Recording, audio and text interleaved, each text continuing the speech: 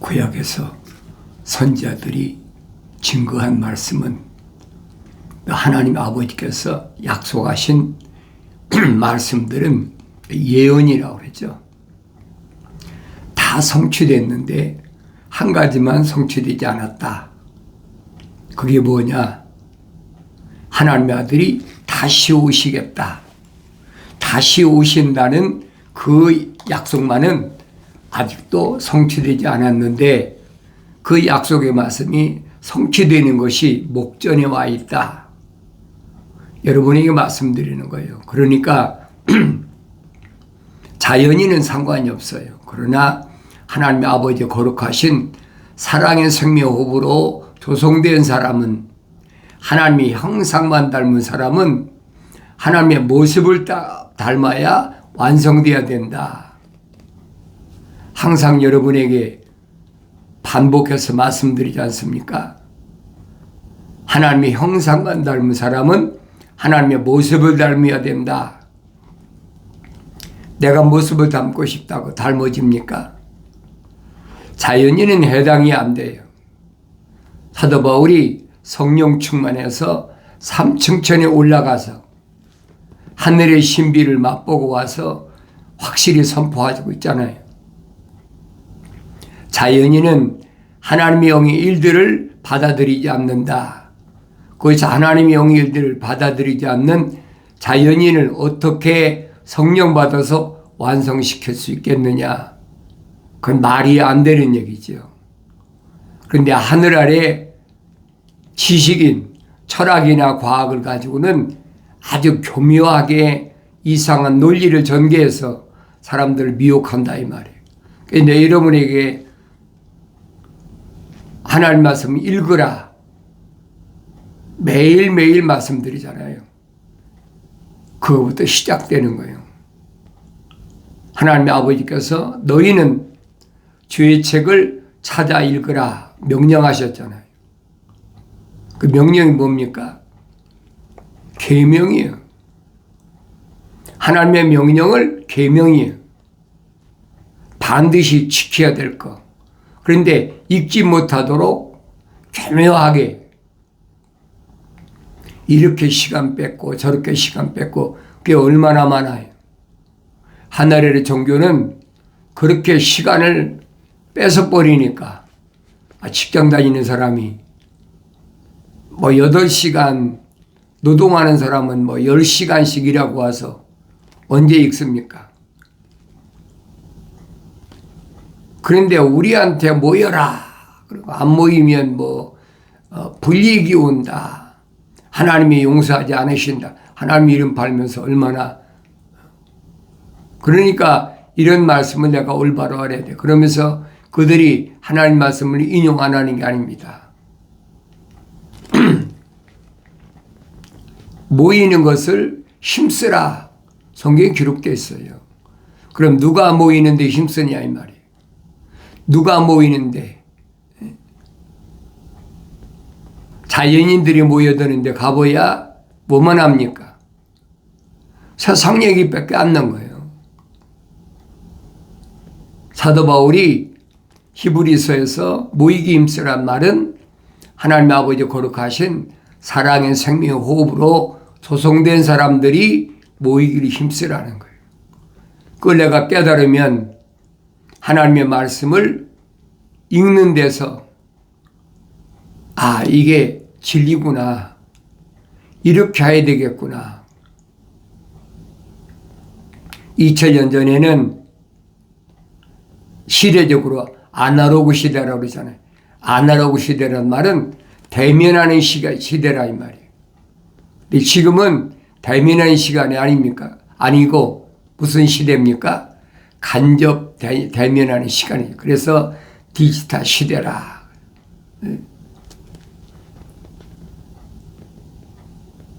디지털 시대니까 지금은 이제 과학이 발달했으니까 옛날엔 라디오나 이런 걸 가지고 듣는 것으로 대체했는데 어느 날부턴가 텔레비전이라는 걸 나와가지고 텔레비전을 통해서 간접적으로 말씀을 전하고 듣는 시대. 요즘은 이제 스마트폰 시대라 그래서 손바닥만은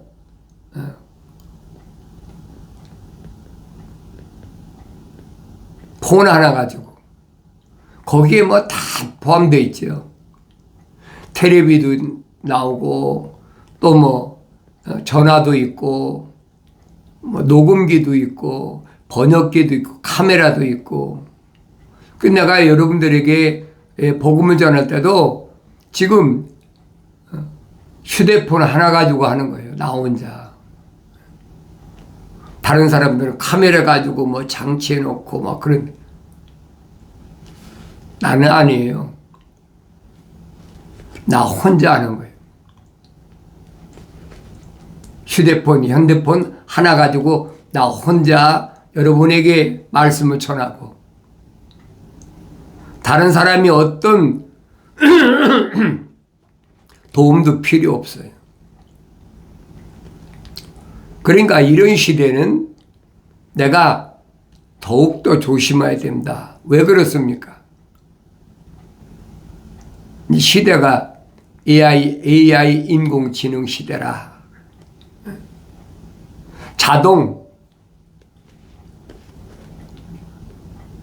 AI 인공지능 시대란 말은 자동으로 모든 것이 다 이루어진다. 그러니까 어떤 스토리를 만들어 놓고 자기가 영상이 만들어지잖아요. 그러니까 별의별 소리를 다 하는 거예요. 사람들이 그런 걸 보고 혹하지 않습니까? 그걸 노리는 거예요. 내가 여러분에게 여러 번 반복해서 말씀드렸어요. 속지 말라. 여러분들이 누가 뭐래도 성경은 여러분이 읽어야 돼요. 여러분이 성령 받았다고 성경을 안 읽으면 어떻게 합니까? 갓난아기들로서 순수한 말씀에 젖어 사모하라. 이로 인하여 자라게 하려 함이라. 성장해야 돼요. 다른 사람이 여러분을 대신해서 젖을 먹어준다고 이러면 성장합니까? 아니잖아요. 내가 먹어야 성장하는 거예요. 그러니까 여러분들이 하나님 말씀을 들을 때 나라는 사람이 어떤 사람인가 자신이 보여야 된다는 거예요. 사도 바울이 설명하잖아요. 성경에 기록된 말씀들은 나에게 본보기로 보여주셨다. 다르게 표현하면 거울로 보여주셨다. 내가 보여야 된다는 거예요. 내가 얼마만큼 성장했나. 어제 깨닫지 못했다고 오늘 성경 읽으면 다시 한번 깨닫고 날마다 하나님 말씀을 읽을 때마다 깨달아야 된다. 그게 성경에서는 베레아 사람들이다. 베레아 사람들은 매우 신사적인 사람들이기 때문에 날마다 하나님 말씀을 상고한다. 그랬어요. 신사적이란 말은 하이클래스란 말이에요. 비천한 철학이나 과학 같은 어리석은 것에 매이지 말라는 얘기. 그게 최고의 적이거든요. 함정이요. 덫이고 그물이란 말이에요. 그러니까 그런 곳에서 멀리 떨어져라. 잠언서 기자는 그러잖아요. 노루가 사냥꾼의 손에서 벗어나는 것처럼 내 스스로 벗어나라는 거예요. 그 여러분들이 성경을 안 읽으면 어떻게 합니까? 네, 여러분에게 누차례 말씀드리잖아요. 하나님의 아들은 선택하신 제자들과 사도들에게 약속하신 말씀이요. 나는 길이요 진리요 생명이다. 사람이 나로 말미암지 않고는 아무도 아버지 집에 올 자가 없다. 유대인에게 말씀하신 게 아니잖아요. 유대인 가운데 하나님의 아들이 선택하신 제자들과 사도들에게 하신 말씀. 아무나 주의 길을 가는 게 아닙니다. 정직한 자가 주의 길을 갔다는 힘이 된다 그랬어요. 정직한 자가 누구예요? 하나님의 약속만 믿고 하나님 명령에 순종하는 거짓 없이, 그게 정직이거든요. 거짓이 아니란 말이에요. 그런 사람이 힘이 된다는 거예요.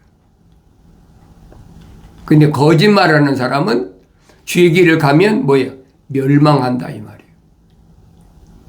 아무나 가는 게 아니잖아요. 거짓말하는 자가 누굽니까?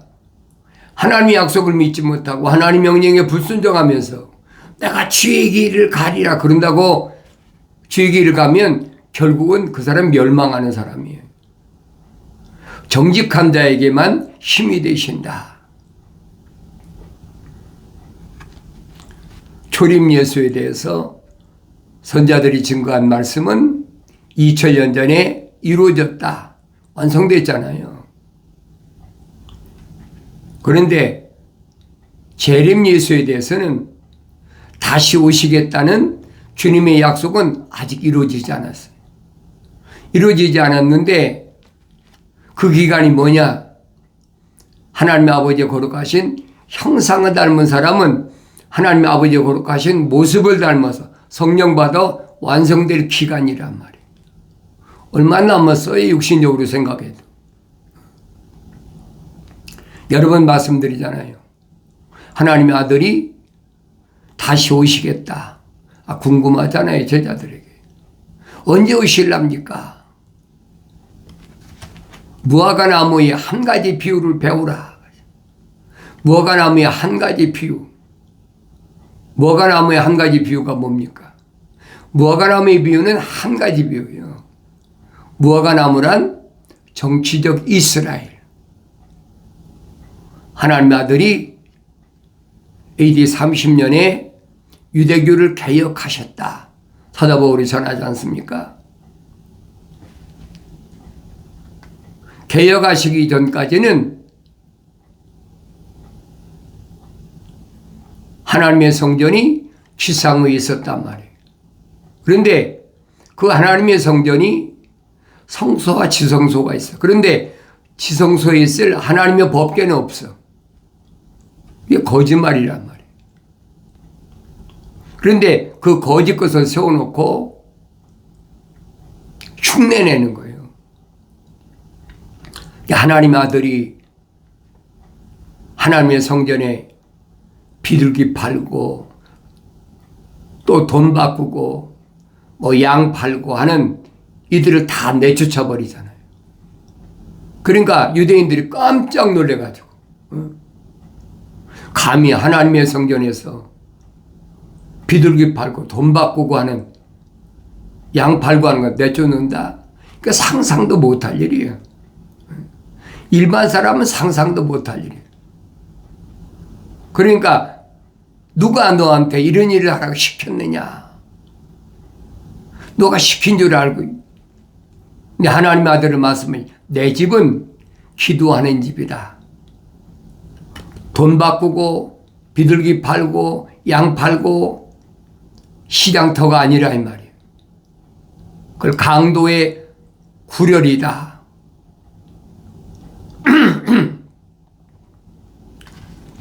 그때부터 개혁이 시작됐어요. 유대교가 개혁이 시작됐어요. 왜 하나님의 법궤가 없는 성전이 필요합니까? 그래서 그때 시작된 개혁이 40년 걸렸어요. 40년 걸려서 AD 70년에 로마 디도가 와서 완전히 예루살렘을 멸망시켰다. 그 유대교하고 예루살렘은 하나거든요. 유대인들이 태어나면 자동으로 유대교에 입적되는 거예요. 그러니까 유대교는 올리브나무다. 하나님의 아들은 뭐라고 하면 나는 참 포도나무다. 영적 이스라엘이라니. 하나님의 아들이 오셔서 영적 이스라엘, 2000년 전에 유대인들 가운데 성령 받으신 분은 하나님의 아들 한 분밖에 안 계셨어요. 요단강가에서 침례받는 사람들이 얼마나 많은데 그 많은 사람 가운데 성령 받은 사람이 어디 기록됐습니까? 하나님의 아들 한 분밖에 없어요. 성경을 자세히 읽어보세요. 그 침례요는 말하잖아요. 나는 광야에 외치는 소리다. 주의 길을 예비하라고 보내심을 받은 자다. 하나님 아들이 인류 역사의 중심이신데 그분이 약속하신 그 약속을 AD 70년에 멸망하고 그리고 유대나라는 유대교는 흔적도 없어졌잖아요. 얼마 동안? 약 1900년 동안. 그때가 뭐한 때입니까? 이방인의 때예요. 이방인들에게 복음이 증거되는 시기예요. 그런데 재판관계에서 이미 기도원을 통해서 분명히 밝혀주셨단 말이에요. 기도원이 발의 목상을 이방인에게 있는 거 아니잖아요. 유대 나라에 있는 발의 목상을 깨트려 버리고 나니까. 여러분이 재판관계 읽어보면 알잖아요. 천사가 기도원에게 가서 이방인을 쳐부셔라. 근데 얼마나 많은데 기도원이 무슨 힘이 있다고 이방인을 때려부십니까? 내가 너와 함께 할 테니까 걱정하지 말고 내 명령에 순종해라. 긴가민가 한 거예요. 만일 당신이 정말로 나와 함께 하신다면 오늘 밤에는 이 양털에만 이슬이 가득 내리고 양털 밖에는 이슬이 내리지 않게 하옵소서. 그 밤에 양털에만 이슬이 얼마나 많이 내렸나. 다음날 기도원이 일어나서 양털을 짜보니까 그릇에 물이 가득 차있다. 보통 많이 이슬이 내린 게 아니잖아요. 그걸로 됐는데 기도원은 뭐라고 합니까? 한 번만 나에게 더 증거를 보여주십시오. 그게 뭐냐? 오늘 밤에는 양털에는 하나도 이슬이 내리지 않고 양털 밖에만 이 이슬이 내리게 하시죠. 어떻게 생각하세요? 그러니까 그 다음날 보니까 양털에는 뽀송뽀송해. 물기가 하나도 없어. 그런데 양털 밖에는 보니까 이슬이 가득 내린 거예요. 신명기에서 모세가 뭐랍니까? 하늘에서 내려온 말씀이 이슬이다. 물이다. 분명히 말씀하시잖아요. 그 말씀 뭡니까? 창세기 1장에 기록된 말씀이에요. 하나님께서 어두운 세상에 참빛이 있으라 창조하셨잖아요. 빛이 있으라. 그게 첫째 날 창조하신 거예요. 그런데 빛이 있고 나니까 물이 하늘 위의 물과 하늘 아래 물을 딱 나눠지잖아요. 이게 무슨 말인가 여러분 아셔야 돼요. 하늘 위의 물과 하늘 아래 물.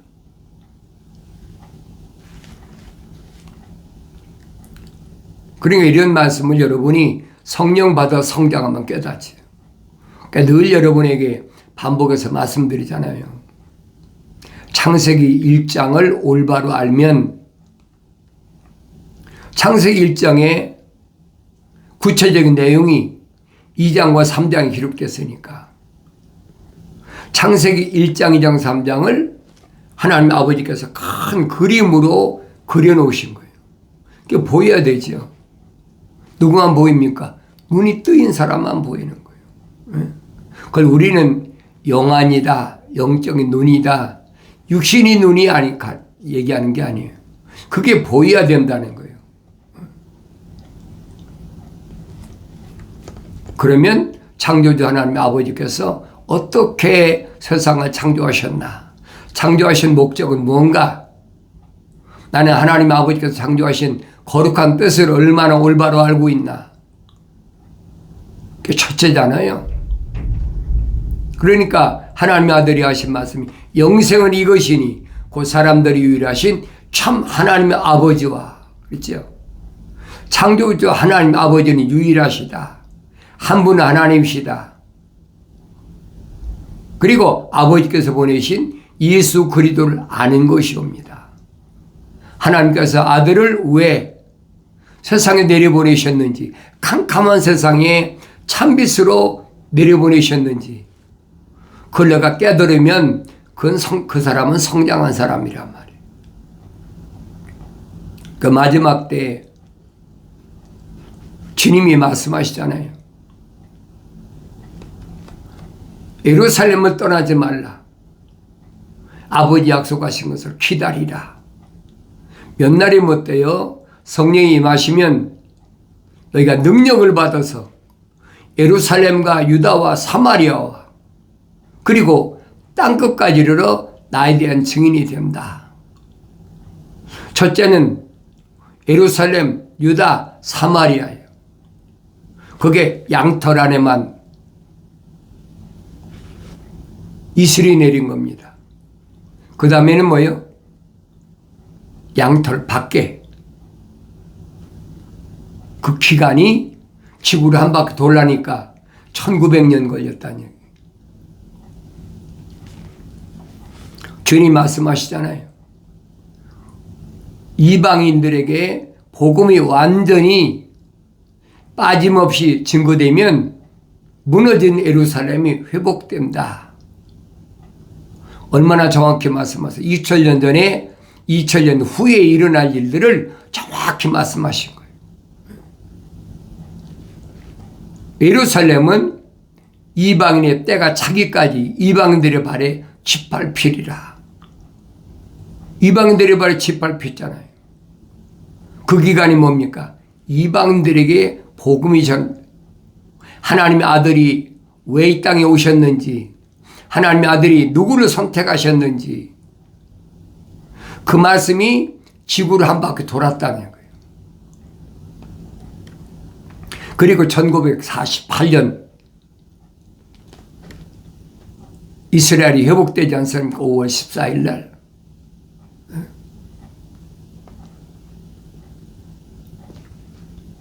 그러니까 이방인들은 이제 하나님의 아들을 다 들을 수 있도록 빠짐없이 증거됐다는 그게 증거예요.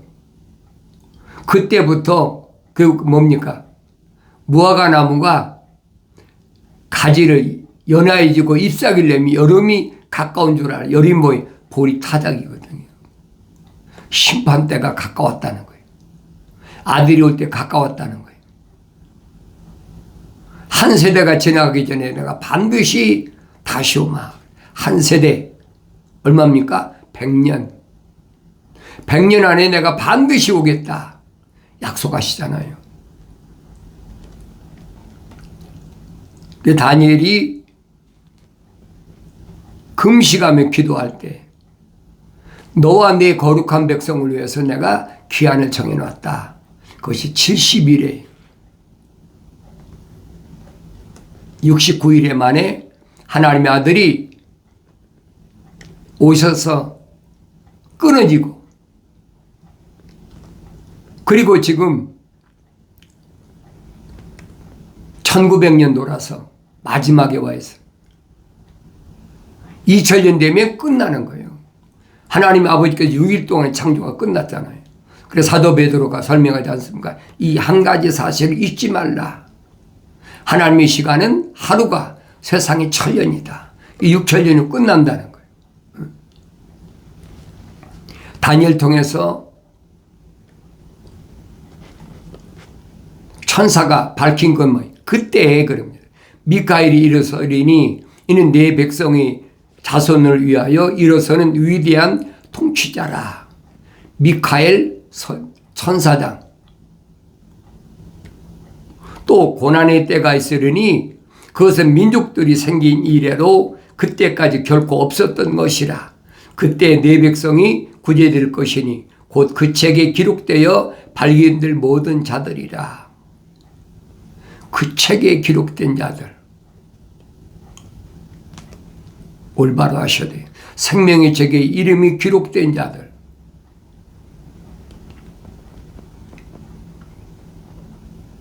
땅의 역 속에서 잠자는 많은 사람들이 깨어날 것이며 얼마는 영원한 생명을 얻고 얼마는 수치와 영원한 모욕을 받으리라. 땅의 흙 속에서 잠자는 자, 그들 가운데서 많은 사람이 깨어난다, 부활한다는 거예요. 얼마는 영원한 생명을 얻겠고 그랬죠. 얼마는 영원한 생명을, 이게 첫째 부활이에요. 하나님의 아들이 말씀하시잖아요. 부활을 하는데 선을 행한 자는 생명이 부활한다. 그 말씀이 첫째 부활이에요. 얼마는 수치와 영원한 모욕을 받으리라.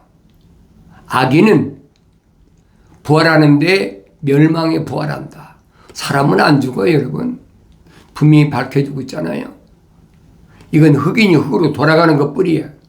현명한 자들은 창공의 광명처럼 빛날 것이요 많은 사람을 의로 돌이키는 자들은 별들처럼 영원토록 빛나리라. 이런 말씀을 내가 올바로 성령 받고 성장하여 깨달아요. 마지막 때는 주님이 말씀하시잖아요. 네가 어떻게 악한 자를 용납지 아니함나. 내가 다 알고 있다. 하나님의 아들이 모르시는 게 뭐가 있습니까? 수가성 여인이 하나님의 아들을 만나기 전에도 무슨 일이 했습니까? 5 남자하고 살았는데 지금 살고 있는 그 남자도 내 남자가 아니다. 6번째 남자도 내 남편이 아니라는 거예요. 하나님의 아들 앞에 뭘 숨기겠습니까? 그거 숨겨지겠습니까? 그래서 하나님 아들이 말씀하시는 거예요. 내가 너의 행위와 수고와 인내를 알며 또 내가 어떻게 악한 자들 용납지 않은 것과 자칭 사도라 하지만 아닌 것들을 시험하여 그들이 거짓말쟁임을 찾아낸 것. 주님이 다 하신다는 거예요. 그러기 위해서 내가 최선의 노력을 하고 땀을 흘려야 된다는 거예요. 에베소란 말은 땀을 흘려야 된다는 얘기예요. 주님의 재림이 가까웠다라고 분명히 내 말씀드리잖아요. 이런 일을 보거든 머리를 들라. 왜? 내가 문 앞에 이르렀다. 문 앞에 오셨으니까 문만 열면 되잖아요. 그걸 깨달으라는 얘기예요. 2048년이면 그 안에 오신다는 거예요. 그날과 그 신이 아무도 몰라요. 하늘의 천사도 모릅니다. 빛의 천사 잘 아세요? 빛 가운데 거하는 자는 결코 도둑같이 덮치지 않으리라. 사도 바울이 설명한 것을 기억하셔야 됩니다. 나의 책망을 듣고 돌이키라. 보라, 내 영을 부어서 내 말들을 알게 하리라. 약속하신 말씀은 그리도 예수 안에 있는 생명의 성령의 법이 죄와 사망의 법에서 나를 해방시켰기 때문에 내가 주의 길을 갈 수 있는 줄로 믿습니다.